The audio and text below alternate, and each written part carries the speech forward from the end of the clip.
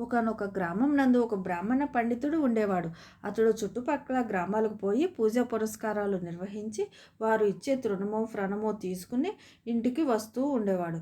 ఈ విధంగా ఒకనాడు గ్రామం నందు దంపతుల్లో ఒకరు ఈ పండితుడికి దక్షిణగా మేక ఇచ్చారు.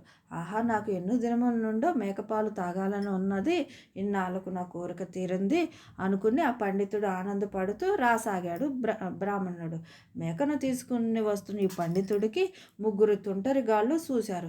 వీడి వేషధారణ చూసిన వారిలో ఒక తుంటరి, ఒరే వీడిని చూస్తుంటే తిక్క బ్రాహ్మణులా కనిపిస్తున్నాడు, వీడిని ఒక ఆట ఆడించి మేకను మన సొంతం చేసుకుందాం, దానితో ఈరోజు హాయిగా భోజనం చేయవచ్చును, మనమందరం ఒక్కొక్కరుగా వీడిని ఎదురు వెళ్ళి వెరి వెంగలప్పని చేద్దాం అన్నాడు. అనుకున్నట్లుగానే తుంటరిలో మొదటివాడు పండితుడికి ఎదురు వచ్చి నవ్వుతూ, ఏంటి స్వామి, మీరు కుక్కను తీసుకుపోతున్నారు అంటూ ముందుకు వెళ్ళిపోయినాడు. వీడికి కంటి దోషం కాబోలు అనుకుంటూ నడవసాగాడు ఆ బ్రాహ్మణుడు.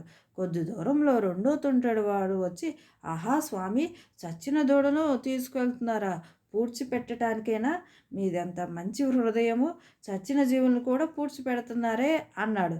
ఇది చచ్చిన దూడ కాదురా, ఆవు అంటూ ముందుకు పోసాగాడు ఆ బ్రాహ్మడు. ఇంతలో మూడోవాడు ఎదురొచ్చి, మహాశయ, ఏమిటి గాడిదను తీసుకుపోతున్నారు అంటూ నవ్వుతూ వెళ్ళిపోయాడు.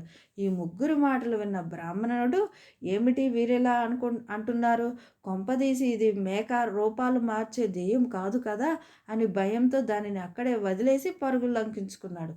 తర్వాత ఆ తొంటరులు ఈ మేకను తమ సొంతం చేసుకున్నారు.